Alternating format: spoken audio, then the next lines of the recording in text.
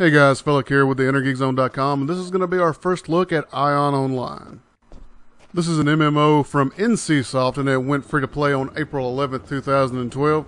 And as you can see, the game's pretty gorgeous. It's easy on the eyes, real nice to look at. It is an Easter-styled MMO, so if you're a fan of Easter-styled MMOs and kind of the artistic styling that they take in those, you're probably going to be a fan of Aion. They do a really good job of making everything look absolutely gorgeous and fantastic. Gameplay-wise, you're looking at a pretty standard MMO. You're going to wander around to different questing hubs, pick up a series of quests, go out and complete those quests, return to the questing hubs, turn in your quest for rewards.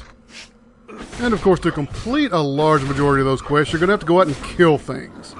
And when you're killing things, it's going to be pretty typical MMO combat.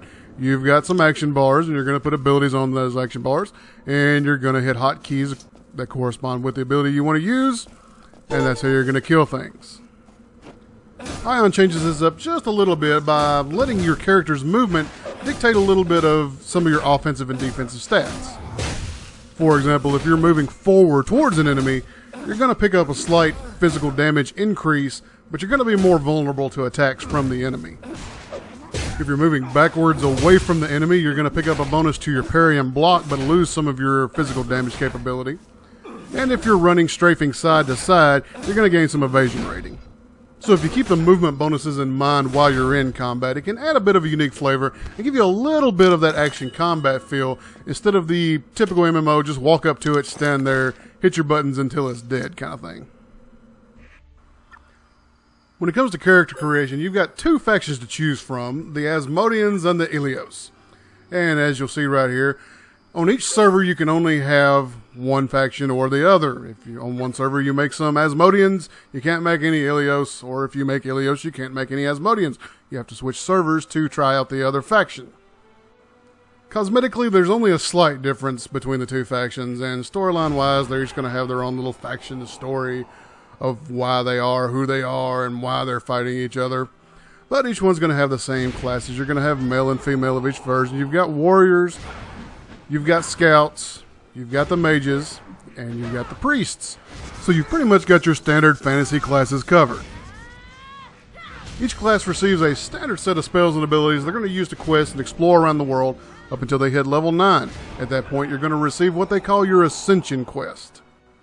Once you complete your Ascension quest, you're going to be able to choose between one of two advanced classes, depending on which standard class you started out as, and that's going to determine the role that you're going to play in the game. For example, as a warrior, you'll be able to choose one advanced class. That's the defensive, sword and board.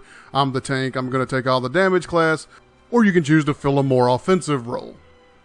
The character creator itself is fairly robust. Plenty of options to choose from here. There are a number of facial options and plenty of color options over there to the right. But what really sets apart character creation in this game is the body styles that you can create.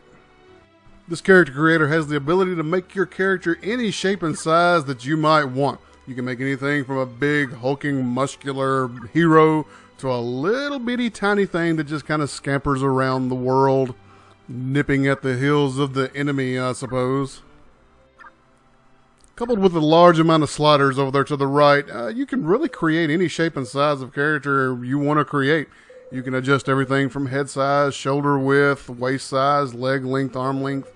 Pretty much any part of the body that you want to make an adjustment to, you're able to do that. Thanks to the wide variety of body type customization, you're able to create something like this. I'm not entirely sure what this is, but it's tiny and it scampers. While the game content in the tutorial starting area is pretty standard fare, you're pretty much running around learning how to play the game, use your mini-map, get around the world, fight things. One nice feature that is in this game are these voiced tutorial tips. Click on a defeated target to see what items it was carrying. To use an attack skill, select the target and click the skill icon in your click bar. When faced with a target you want to attack, double-click the target to start combat. Double-click an NPC to open the chat window. Press the spacebar to jump.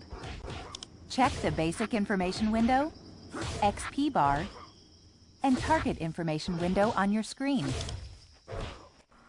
See what I mean? You just learned how to play every MMO ever. Seriously though, that is a lot more convenient than just constantly throwing up walls of text at someone. And especially if they haven't played a game like this before, that's going to be a really nice, convenient way for them to figure out and be taught how to play a game. Except for maybe the clicking of the abilities. I really wish they wouldn't start people out like that. Learn to use hotkeys, people. Since this is a free-to-play game now, they do have to make money somehow. And the main way they're going to accomplish that is by selling you items through their cash shop.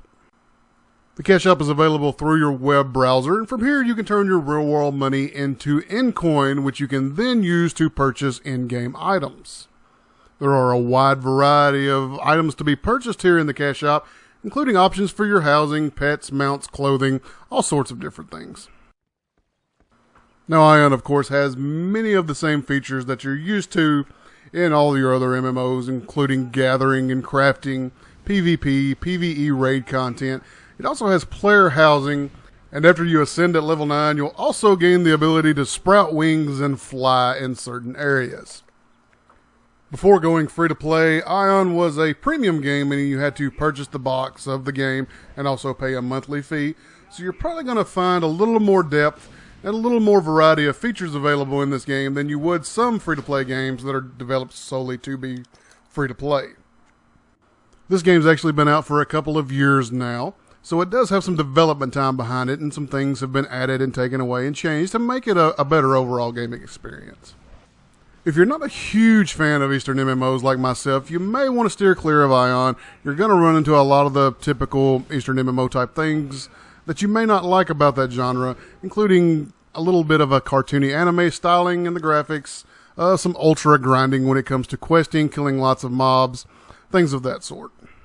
But if you're a fan of Eastern MMOs, then you can't go wrong with Aion. The game was a big-time premium release. It didn't really meet expectations initially, but the company is standing behind the product, trying to improve it, and put it out there and make it great for all the players who want to try it out.